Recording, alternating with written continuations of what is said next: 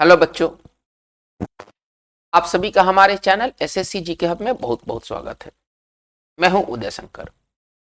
बच्चों, आज के इस वीडियो सेशन में हम लोग बात करने वाले हैं बहुत इंपॉर्टेंट टॉपिक के बारे में, और वो है न्यूट्रिएंट। न्यूट्रिएंट साइंस से रिलेटेड एक बहुत इंपॉर्टेंट टॉपिक है जो कि जीके के तमाम एग्जाम्स में पूछे जाते हैं। आज के इस इंपॉर्टेंट वीडियो सेशन में हम लोग टोटल 40 एमसीक्यू को देखेंगे जो कि पोषण टॉपिक से लिए गए हैं। इसमें विटामिन, खनिज लवण, कार्बोहाइड्रेट, वसा इत्यादि से जुड़े हुए बहुत इंपॉर्टेंट प्रश्न होंगे। इन प्रश्नों को पहले आप कीजिए, वीडियो को थोड़ा पॉज कर लीजिए, 1 बाय 1 करके आप कीजिए, 1 से 40 तक कीजिए। आपके लिए काफी मेहनत से इस वीडियो को बनाया गया है, अतः आप टोटल सभी के सभी 40 सवाल को हल करने की कोशिश करें। आपका जो भी आंसर बनता है आप आंसर को कमेंट बॉक्स में जरूर दें। तो चलिए इस इंपॉर्टेंट वीडियो सेशन की शुरुआत करते हैं। हमारा क्वेश्चन नंबर 1 से करे क्या कि कौन सा कार्बोहाइड्रेट मोनोसेक्राइड है। जैसे कि आप जानते हैं कि कार्बोहाइड्रेट सिंपल कार्बोहाइड्रेट है, इसके बाद कॉम्प्लेक्स कार्बोहाइड्रेट है, और सिंपल कार्बोहाइड्रेट में आता है मोनोसेक्राइड और कॉम्प्लेक्स कार्बोहाइड्रेट में आता है डाइसेक्राइड एंड पॉलीसेक्राइड। अब इसमें सवाल पूछ रहा है क्या कि कौन सा कार्बोहाइड्रेट मोनोसेक्राइड है। सुक्रोज, स्टार्च, ग्लूकोज और ग्लाइकोजेन। इसमें मोनोसेक्राइड के अंतर्गत आने वाला जो कार्बोहाइड्रेट है वो ग्लूकोज है, ठीक है ना। चलिए, तो इसका मतलब है कि 1 का आंसर हमारा सी होना चाहिए। जो सुक्रोज हमारा है, ये जो सुक्रोज जो है ये डाइसेक्राइड है, स्टार्च जो है ये पॉलीसेक्राइड है, ठीक है। ग्लाइकोजेन भी है, ये पॉलीसेक्राइड है। तो इसमें ग्लूकोज जो है वो मोनोसेक्राइड कार्बोहाइड्रेट के अंतर्गत आने वाला ये कार्बोहाइड्रेट है।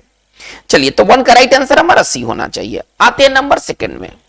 निम्न में से कौन सा मिल्क प्रोटीन है, मतलब दुग्ध प्रोटीन निम्नलिखित में से कौन सा है। 4 ऑप्शन आपके सामने है, लैक्टोजेन, मायोसिन, कैसिन और रेनिन।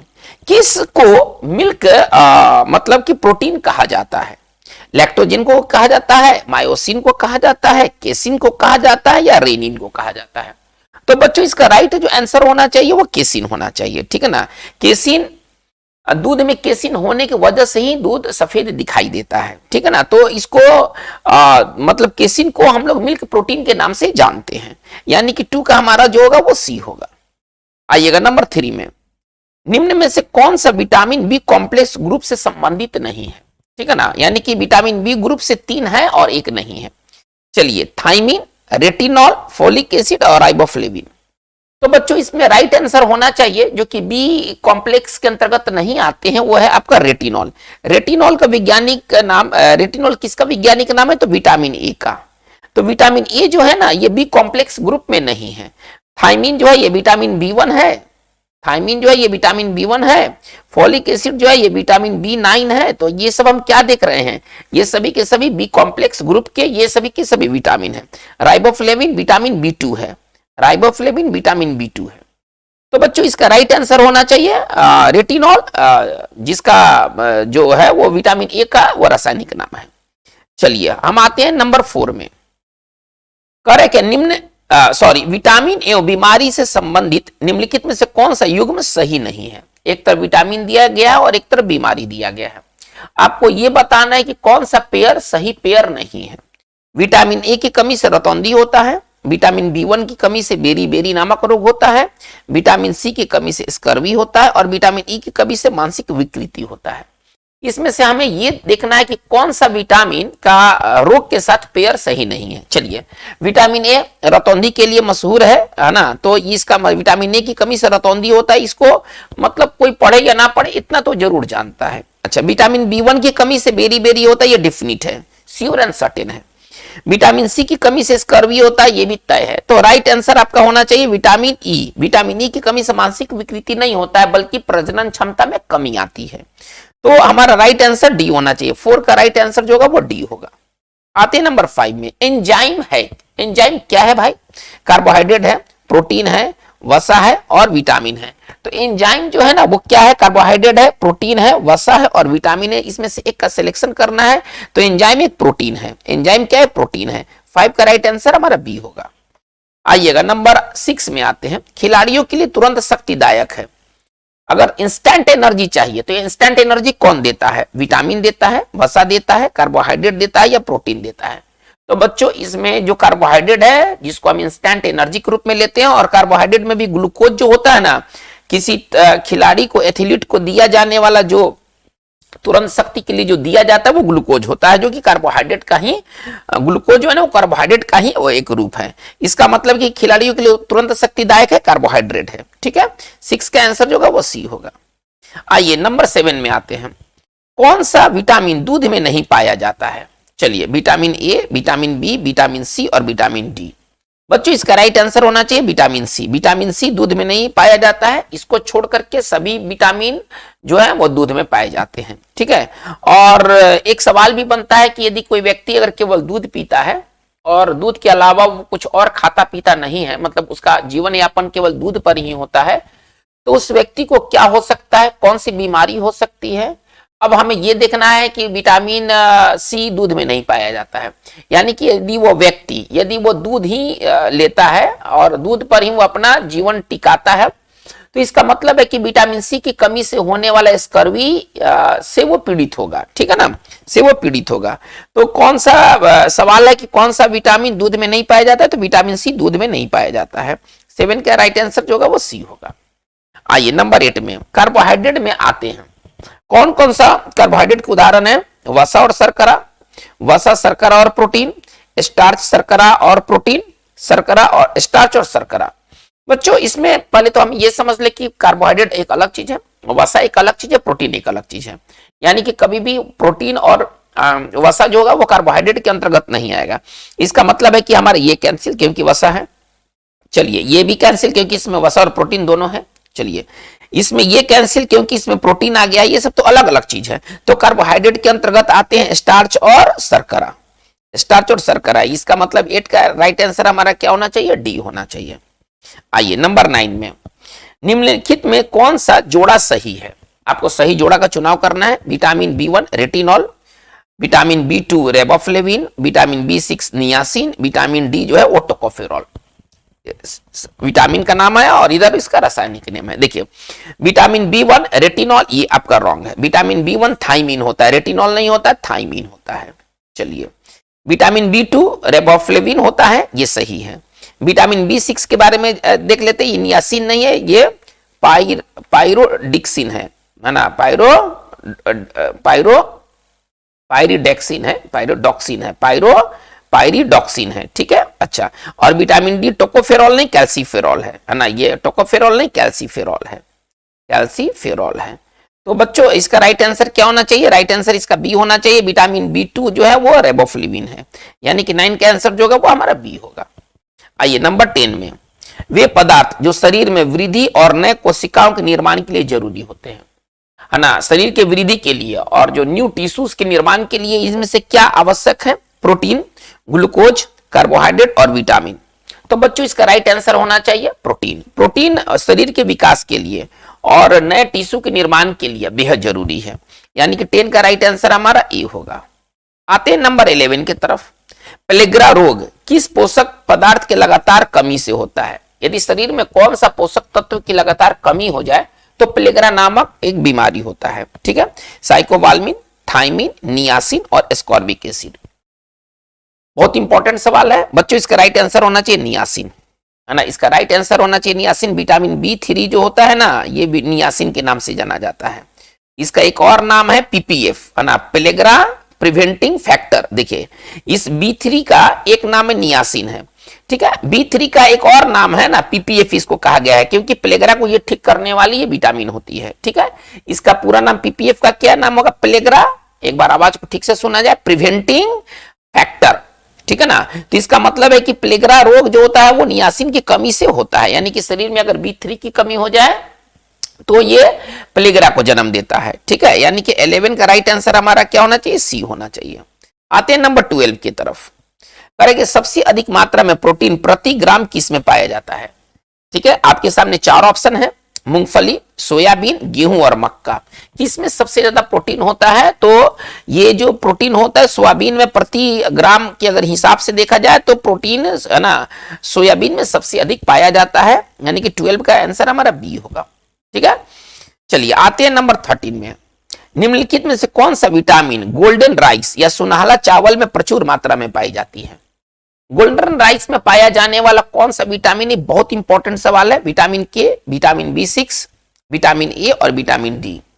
बच्चों इसका राइट आंसर होना चाहिए विटामिन ए, ठीक है ना। विटामिन ए जो है ये गोल्डन राइस में प्रचुर मात्रा में पाया जाता है। चलिए यानी कि हमारा 13 का राइट आंसर हमारा सी होगा। आते नंबर 14 में। निम्नलिखित में से कौन सा विटामिन घाव भरने में सहायक होता है? सवाल है कि निम्नलिखित में से कौन सा विटामिन घाव भरने में सहायक होता है? Vitamin A, vitamin B, vitamin C और विटामिन डी। बहुत इंपॉर्टेंट ये बहुत इंपॉर्टेंट ये आपका मतलब सवाल है और इसका राइट आंसर होना चाहिए विटामिन सी होना चाहिए। विटामिन सी जो होता है वो घाव भरने में मदद करता है, स्कर्वी को ठीक करता है, मसूड़ों से जो खून गिरता है उसको वो रोकता है। तो विटामिन सी के कई फंक्शन है, घाव भरने का भी इसका एक फंक्शन है। यानी कि हमारा 14 का राइट आंसर हमारा सी होना चाहिए। चलिए आते हैं नंबर 15 में। भोजन में प्रोटीन की कमी से निम्नलिखित में से कौन सा रोग उत्पन्न होता है? यदि भोजन में प्रोटीन नहीं हो, प्रोटीन गैप हो, तो किसी व्यक्ति को या किसी बच्चे को कौन सा रोग हो सकता है? डायबिटीज, कैंसर, कावासियोरकर और पेचिस। बच्चों इसका राइट आंसर होना चाहिए कावास्कियोरकर, ठीक है ना। कावास्कियोरकर ये प्रोटीन की कमी से होने वाला ये रोग है। इसमें क्या देखते हैं कि हाथ पैर पतला हो जाता है, पेट निकल जाता है, बाल एकदम भूरे भूरे रुखे हो जाते हैं। तो ये सब कुपोषण का ये प्रतीक है, ठीक है ना। और ये इसको कावास्कियोरकर कहते हैं। तो हमारा 15 का राइट आंसर जो होगा वो सी होगा। आइएगा नंबर 16 में। निम्नलिखित में से किसने विटामिन की खोज की? विटामिन की खोजकर्ता के रूप में हमें किसे जानते हैं? फंक, लूनिन, सेंगर और सुमनर। तो बच्चों इसका राइट आंसर होना चाहिए फंक। फंक ने 1911 ईस्वी में है ना विटामिन की खोज की, ठीक है। तो 16 का राइट आंसर हमारा ए होगा। 16 का राइट आंसर ए होगा। आते हैं 17 की तरफ। शरीर में अधिकतम ऊर्जा संचय किस पदार्थ के रूप में होता है? यदि शरीर में अगर हमें ऊर्जा संचय करना है तो वो किस रूप में होता है? प्रोटीन के रूप में होता है ऊर्जा संचय, ग्लाइकोजन के रूप में होता है ऊर्जा संचय, विटामिन के रूप में होता है ऊर्जा संचय या वसा के रूप में होता है? तो इसका राइट आंसर वसा होना चाहिए, ठीक है ना। वसा जो होता है उसको फ्यूचर फूड कहा गया है, भविष्य का भोजन, ठीक है ना। यदि हमें भोजन की प्राप्ति नहीं होती है तो शरीर जो होता है वो वसा को वो डिकम्पोज करके वो वहां से उसको तोड़ करके और फिर वो एनर्जी वहां से वो गेन करता है। तो इसको फ्यूचर एनर्जी के रूप में भी जाना जाता है। तो वसा के रूप में ही हमारे शरीर के अंदर ऊर्जा का संचय होता है, ठीक है। तो 17 का राइट आंसर डी होना चाहिए। आइए नंबर 18 में। प्रोटीन की इकाई है। प्रोटीन का इकाई है मतलब प्रोटीन किन से बना है? आप दूसरे शब्दों में ऐसे समझिए कि प्रोटीन किन से बना है? ग्लूकोज से, फ्रुक्टोज से, एमिनो एसिड से, न्यूक्लियोटाइड से। तो बच्चों इसका राइट आंसर होना चाहिए एमिनो एसिड, ठीक है ना। इसका राइट आंसर होना चाहिए एमिनो एसिड। कहा गया है कि all proteins are made of amino acid but all amino acids are not made of protein. तो ये बहुत इंपॉर्टेंट है कि सारे के सारे जो प्रोटीन है वो एमिनो एसिड से ही बने होते हैं। ऑल प्रोटीन्स, फेमस लाइन है, all proteins are made of, all proteins are made of amino acid, are made of amino acid. और एमिनो एसिड की जो संख्या है वो 20 है, जिसमें कि 10 जो है ना वो एसेंशियल एमिनो एसिड के अंतर्गत आते हैं, है ना, एसेंशियल एमिनो एसिड के अंतर्गत आते हैं। चलिए कहीं कहीं हालांकि वो संख्या 9 भी मिलेगा, कहीं कहीं 8 भी मिलेगा, ठीक है ना। तो 9 और 10 के बीच की संख्या होती है जिसको हम amino acid, essential amino acid के रूप में जानते हैं। ऐसे एमिनो एसिड की टोटल संख्या 20 है, जिसमें 9 कहीं कहीं 10 भी मिलेगा। हालांकि ऑप्शन में 9 10 एक साथ नहीं रखा जाएगा, है ना, थोड़ा सा गैपिंग करके रखा जाता है। ये थोड़ा सा बात विवादित बात है कि 9 एसेंशियल एमिनो एसिड है या 10 एमिनो एसिड है, लेकिन ऐसे आमतौर पर मान लिया गया है कि आवश्यक एमिनो एसिड की संख्या 10 है। चलिए आगे बढ़ते हैं। तो बच्चों इसका राइट आंसर क्या होना चाहिए? 18 का राइट आंसर सी होना चाहिए। आइए नंबर 19 में। किस विटामिन को हार्मोन भी कहा जाता है? बहुत ही फेमस ये सवाल है, बहुत बार पूछा गया है। Vitamin D, vitamin E, vitamin के और विटामिन B12। तो बच्चों इसका राइट आंसर होना चाहिए विटामिन डी। विटामिन डी को हार्मोन भी कहा जाता है, ठीक है। 19 का राइट आंसर हमारा ए होगा। आइएगा नंबर 20 में। जनन क्षमता में कमी होती है। किसकी कमी से प्रजनन क्षमता या जनन क्षमता में कमी होती है? विटामिन ए की कमी से, विटामिन ई की कमी से, विटामिन के की कमी से और विटामिन B2 की कमी से। तो बच्चों इसका राइट आंसर होना चाहिए विटामिन ई की कमी से। लेकिन ये मनुष्यों में नहीं होता है, चूहों में होता है। मनुष्य अभी तक व्यक्ति में, किसी ह्यूमन में विटामिन ए की कमी को रिपोर्ट नहीं किया गया है। अभी तक प्रकाश में नहीं आया है कि किसी के शरीर में विटामिन ई की कमी होती है। और ये जो प्रजनन क्षमता की कमी होती है, ये मनुष्यों में नहीं, ये समझ लेना है, एकदम बहुत अच्छा से समझना है कि विटामिन ई की कमी से जो प्रजनन क्षमता की कमी होती है, ये चूहों में होती है, ये व्यक्ति में नहीं होता है। चूहों में प्रजनन क्षमता की कमी हो जाएगी। तो जो ये आम धारणा है कि किसी व्यक्ति में विटामिन ई की कमी से प्रजनन क्षमता में कमी होती है, ये धारणा पूरी तरह से गलत है, क्योंकि अभी तक किसी व्यक्ति में विटामिन ई की कमी को रिपोर्ट नहीं किया गया है अंतर्राष्ट्रीय तौर पर। तो ये जो प्रजनन क्षमता की कमी होती है जानवरों में और विशेष तौर पर चूहों में, तो इसका राइट आंसर हमारा बी होना चाहिए। चलिए, तो 20 का राइट आंसर जो होगा वो बी होगा। आइएगा क्वेश्चन नंबर 21 में कह रहा है कि कोबाल्ट धातु किस विटामिन में पाया जाता है। ये सवाल बहुत बार पूछा गया है। चलिए, vitamin B6, vitamin B9, vitamin B12 और विटामिन डी। तो कोबाल्ट कंटेनिंग जो विटामिन है ना, वो आपका विटामिन B12 है ना। साइको कोबाल्मिन जो है वो कोबाल्ट कंटेनिंग वो विटामिन उसको कहा जाता है। यानी कि 21 का राइट आंसर हमारा सी होगा। आइएगा 22 में, भूखा व्यक्ति शरीर के किस भंडार का सबसे पहले उपयोग करता है। जैसे कि अभी मैंने कहा कि कोई व्यक्ति भूखा है तो वो फ्यूचर फूड का इस्तेमाल करता है, फ्यूचर में इस्तेमाल में आने वाले एनर्जी सोर्स का वो इस्तेमाल करता है। भूखा व्यक्ति शरीर के किस भंडार का सबसे पहले उपयोग करता है। वसा का, ग्लाइकोजेन का, प्रोटीन का और ग्लूकोज का। तो इसका राइट आंसर होना चाहिए ग्लाइकोजेन का। इसका राइट आंसर होना चाहिए ग्लाइकोजेन का। 22 का राइट आंसर हमारा बी होगा। आइएगा 23 में, निम्नलिखित में से किस विटामिन का शरीर में अवशोषण हेतु इंट्रिंसिक फैक्टर का होना जरूरी है। यानी कि यदि हमारे पेट में यदि इंट्रिंसिक फैक्टर ना हो, ये ग्लाइकोप्रोटीन है। इंट्रिंसिक फैक्टर क्या है पहले आप इसको समझ ले। इंट्रिंसिक फैक्टर ग्लाइकोप्रोटीन है जो कि शरीर में अगर ये ना हो, पेट में हमारे ना हो, तो फिर शरीर हमारा विटामिन, कौन सा विटामिन को एब्जॉर्ब नहीं कर पाएगा। Vitamin B1, vitamin B6, vitamin B9 और विटामिन B12। तो बच्चों इसका राइट आंसर होना चाहिए B12 है ना। इंट्रिंसिक फैक्टर का शरीर में विटामिन B12 का शरीर में अवशोषण के लिए इंट्रिंसिक फैक्टर का होना जरूरी है। इंट्रिंसिक फैक्टर क्या है, तो एक ग्लाइकोप्रोटीन है। ठीक है, तो इसका मतलब है कि 23 का राइट आंसर जो होगा हमारा डी होगा। आइए 24 में, निम्नलिखित में से कौन सा सबसे अधिक मीठा है। सबसे अधिक मीठा, इसमें स्वीटेस्ट चुनना है। सबसे अधिक मीठा मतलब इसमें स्वीटेस्ट चुनना है कि सबसे इसमें स्वीटेस्ट कौन है। ग्लूकोज, फ्रुक्टोज, सुक्रोज और गैलेक्टोज। तो बच्चों इसमें फ्रुक्टोज होना चाहिए। नेचर में जितने भी पाए जाते हैं फ्रूट या शुगर कह ले, उसमें सबसे अधिक मीठा जो होता है वो फ्रुक्टोज होता है। तो 24 का राइट आंसर हमारा बी होगा। आइएगा 25 में, ईस्ट महत्वपूर्ण स्रोत है किसका। ईस्ट कवक है ना, विटामिन बी का, प्रोटीन का, विटामिन सी का, इनमें से कोई नहीं। बच्चों इसका राइट आंसर होना चाहिए विटामिन बी का। ये जितने भी B1, B2, B3 इत्यादि जो B6, B9, B12 जितने भी विटामिन हैं, ये सभी के सभी ईस्ट में पाए जाते हैं। ये सभी के सभी ईस्ट में पाए जाते हैं। यानी कि ईस्ट प्रमुख स्रोत है विटामिन बी का। यानी कि हमारा 25 का राइट आंसर हमारा ए होगा। आइएगा 26 में, निम्नलिखित में से किस विटामिन का संश्लेषण हमारे शरीर में होता है। ठीक है, आमतौर पर शरीर में विटामिन बनता नहीं है, लेकिन एक या दो विटामिन है जिसका संश्लेषण हमारे शरीर में होता है। तो इसमें आपकी स्क्रीन के ऊपर 4 ऑप्शन है, vitamin A D, vitamin A के, विटामिन डी के और विटामिन बी सी। किस विटामिन का हमारे शरीर के अंदर में मैन्युफैक्चरिंग होता है, संश्लेषण होता है, सिंथेसिस होता है, तो वो विटामिन डी और विटामिन के। विटामिन ए तो हमारे शरीर में बनता ही नहीं है, इसको तो बाहर से लेना है। ये तो एकदम सीधे से मानव शरीर में विटामिन डी नहीं बनता है। मानव शरीर में विटामिन ए नहीं बनता है, विटामिन डी तो बनता ही है। मानव शरीर में विटामिन डी और विटामिन के बनता है, विटामिन ए तो मानव शरीर में बनता ही नहीं है। बीसी का भी निर्माण है ना, हमारे कहने का मतलब हमारे शरीर के अंदर नहीं होता है। तो कहने का तात्पर्य है कि हमारा राइट आंसर 26 का राइट आंसर सी होगा। आइएगा 27 में, दैनिक करके प्रतिदिन दैनिक आवश्यकता के आधार पर है ना, प्रतिदिन दैनिक आवश्यकता के आधार पर निम्नलिखित में से किस विटामिन की न्यूनतम आवश्यकता होती है। हमें कौन सा विटामिन अगर डेली रिक्वायरमेंट के हिसाब से देखा जाए तो सबसे मिनिमम रिक्वायरमेंट किस विटामिन का है। Vitamin B9, vitamin C, vitamin D और विटामिन ए। किस विटामिन का हमारे शरीर में डेली रिक्वायरमेंट के आधार पर मोस्ट मिनिमम रिक्वायरमेंट है, तो वह है विटामिन डी का, वह है विटामिन डी का। हमारा 27 का राइट आंसर सी होगा। आइएगा 28 में, भोजन बनाने में कौन सा विटामिन पूरी तरह से नष्ट हो जाता है। ठीक है ना, कह रहा है कि भोजन बनाने में कौन सा विटामिन पूरी तरह से नष्ट हो जाता है।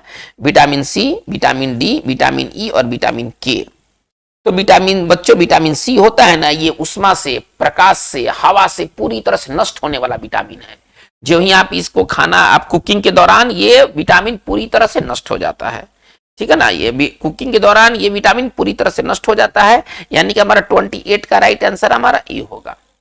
आइएगा 29 में, निम्नलिखित में से कौन सा विटामिन शरीर में एंटीऑक्सीडेंट का कार्य करती है। बहुत इंपॉर्टेंट है ये, बहुत इंपॉर्टेंट ये क्वेश्चन है।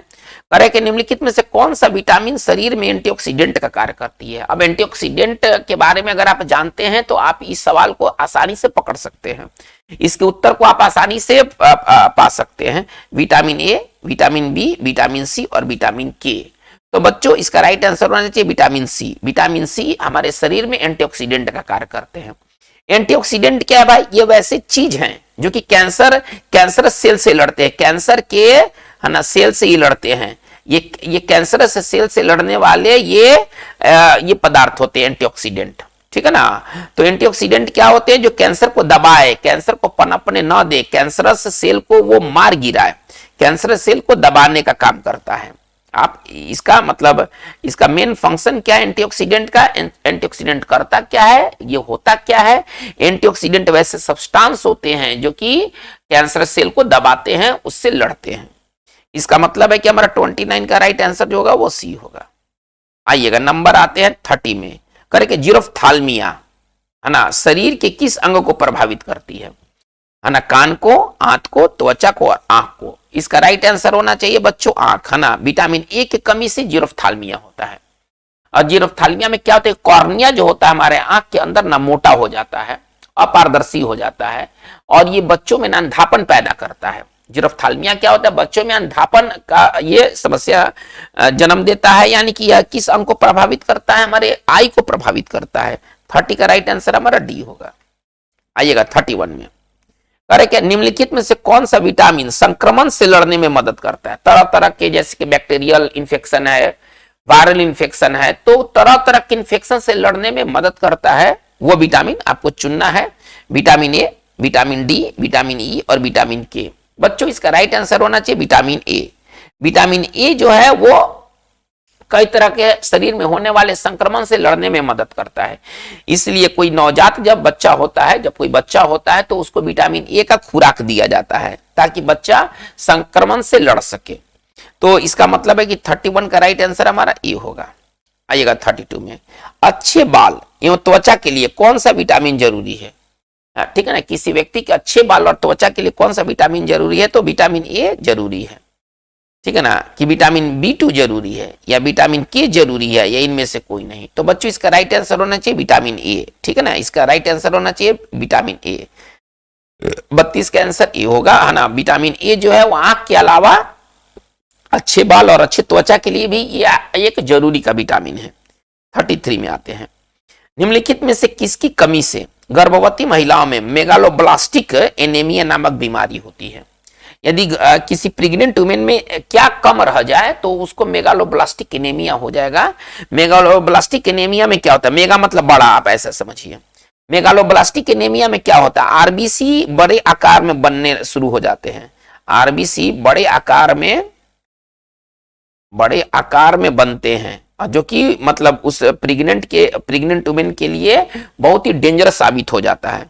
इसलिए ये सिचुएशन ना आए, मेगालोब्लास्टिक एनीमिया ना हो, इसके लिए उसको क्या मतलब किसकी कमी से ऐसा होता है ये चुनाव करना है। विटामिन ए की कमी से, विटामिन B6 की कमी से, विटामिन B9 की कमी से या विटामिन 12 की कमी से। तो इसका राइट आंसर होना चाहिए विटामिन 9 की कमी से, जिसको हम लोग फॉलिक एसिड भी कहते हैं, चलिए आते 34 में, जिन क्षेत्रों में पॉलिश राइस की खपत ज्यादा होती है उन क्षेत्रों में कौन सा रोग देखने को मिलता है। प्रजनन क्षमता में कमी, बेरी, कुपोषण और स्कर्वी। तो जहां पर पॉलिश राइस का ज्यादा खपत होता है ना, उस क्षेत्र में ना बेरी नामक रोग पैदा होता है। 34 का राइट आंसर हमारा बी होगा। आइएगा नंबर 35 में, निम्नलिखित में से किस विटामिन को विटामिन H के नाम से जाना जाता है। ठीक है ना, चलिए vitamin B2, vitamin B6, vitamin B7 और विटामिन B9। किस विटामिन को विटामिन एच के नाम से भी जाना जाता है? बच्चों ये विटामिन है विटामिन B7, जिसका रासायनिक नाम जो है वो बायोटीन है। अमेरिका में इसको ना विटामिन एच के नाम से जाना जाता है, विटामिन एच के नाम से अमेरिका में इसको विटामिन एच के नाम से जाना जाता है। चलिए तो हम आगे बात को लेकर चलते हैं 36 में। हमारे शरीर में आरबीसी के निर्माण के लिए कौन सा विटामिन जरूरी है, कौन सा विटामिन आवश्यक है? आरबीसी के निर्माण के लिए किस विटामिन की आवश्यकता होती है? चलिए vitamin C, vitamin B1, vitamin B9, vitamin K. तो बच्चों इसका राइट आंसर होना चाहिए विटामिन B9, जिसको हम लोग फॉलिक एसिड भी कहते हैं, और ये शरीर में ये आरबीसी के संश्लेषण में मदद करता है। चलिए तो इसका मतलब है कि 36 का राइट आंसर हमारा सी होगा। आइएगा 37 में। निम्नलिखित में से किस बीमारी को 4D सिंड्रोम के नाम से जाना जाता है? कौन सी एक बीमारी है जिसको 4D सिंड्रोम के नाम से जाना जाता है? रिकेट्स, प्लेगरा, बेरी और एनीमिया। बच्चों इसका राइट आंसर होना चाहिए, इसका राइट आंसर प्लेगरा होना चाहिए, है ना। प्लेगरा को क्या कहा गया? 4D syndrome. क्यों कहा गया 4D सिंड्रोम? इसमें 4D है जो कि काफी मायने रखता है। देखिए प्लेगरा का पहचान क्या पहले होगा? डर्माटिटिस। देखिए एक जो डी है आपका सर डर्माटिटिस को दिखला रहा है। डर्माटिटिस का मतलब होता है त्वचा रोग, है ना। उसको फोड़ा हो जाएगा, फुंसी हो जाएगा, पूरा शरीर में एक एक्जिमा हो जाएगा। चलिए दूसरा है डायरिया, है ना। दूसरा डिमेंशिया, पहले कर लेते हैं डिमेंशिया। अब देखिए इसमें रोग का क्या पहचान है? प्लेगरा में क्या होता है? पहले तो त्वचा रोग आपको होगा, इसके बाद मानसिक बीमारी भी हो जाएगा। डिमेंशिया, मानसिक बीमारी को ना डिमेंशिया कहते हैं। तो इसका मतलब है कि प्लेगरा का रोगी को मानसिक बीमारी हो जाएगा।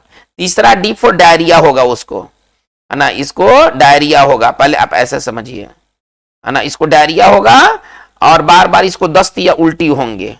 चलिए इसके बाद क्या होगा? चौथा, अगर ये सब ठीक नहीं हुआ तो उसके बाद डेथ होगा, है ना। उस व्यक्ति का डेथ होगा जिसको प्लेगरा हुआ है, इसलिए इसको 4D सिंड्रोम के तहत रखा गया है। तो हमारा राइट आंसर होना चाहिए 37 का आंसर बी होना चाहिए। आइएगा 38 में। निम्नलिखित में कौन सा कथन असत्य कथन है? असत्य कथन का चुनाव करना है, गलत कथन को चुनाव करना है, फॉल्स स्टेटमेंट को चुनना है। खनिज भोजन बनाते समय नष्ट हो जाते हैं, पहला कथन ये है। शरीर में सोडियम की अत्यधिक मात्रा गंभीर किडनी रोग को उत्पन्न करता है, दूसरा कथन ये है। फास्फोरस कैल्शियम के साथ मिलकर हड्डी और दांतों का निर्माण करता है, तीसरा कथन ये है। और लोहा की कमी एनीमिया उत्पन्न करता है, चौथा कथन ये है। बच्चों इसका राइट आंसर होना चाहिए, इसका राइट आंसर ए होना चाहिए। ठीक है, खनिज जो होते हैं भोजन बनाते समय नष्ट नहीं होते हैं, नष्ट हो जाते, यही गलत है। नष्ट नहीं होते हैं, ये आपको समझना है। तो इसका मतलब है कि 38 का राइट आंसर हमारा ए होगा। आइएगा 39 में। करेक्ट, निम्नलिखित में से किस विटामिन को ब्यूटी विटामिन कहा जाता है ना? किस विटामिन को ब्यूटी विटामिन कहा जाता है? और ये vitamin A, vitamin E, vitamin C और विटामिन के। तो बच्चों इसका राइट आंसर होना चाहिए विटामिन ई। विटामिन ई का एक और नाम है ब्यूटी विटामिन। ठीक है, चलिए यानी कि 39 का आंसर हमारा सी होगा। आइएगा 40 में। निम्नलिखित में से किस विटामिन की कमी रक्त का थक्का बनने में विलंब करता है? किस विटामिन की कमी हो जाए तो हमारा रक्त का थक्का जल्दी बनेगा नहीं? विटामिन के, विटामिन सी, विटामिन B12 और विटामिन ए। तो बच्चों इसका राइट आंसर विटामिन के होना चाहिए। बच्चों आज हमने टोटल 40 MCQ सवाल को देखा है, जो कि हमारे न्यूट्रिएंट यानी कि पोषक तत्व से ये जुड़े हुए हैं। पोषक पदार्थ से हमने टोटल 40 सवाल को किया है। आप इनको शुरू से अंत तक बनाएं, अपने स्कोर को एक बार मिला ले कि 40 में आपने कितना पाया। आज की बात बस इतना ही। यदि आपको ये वीडियो पसंद आया हो, आप इसे जरूर सब्सक्राइब करें, अपने ग्रुप में शेयर करें, ताकि ज्यादा से ज्यादा लोग इसको लाभ उठा सकें। आपका थोड़ा सा कंट्रीब्यूशन हमारे लिए बहुत बड़ा मोटिवेशन का काम करेगा। तो बच्चों आज की बात बस इतना ही। Thank you very much.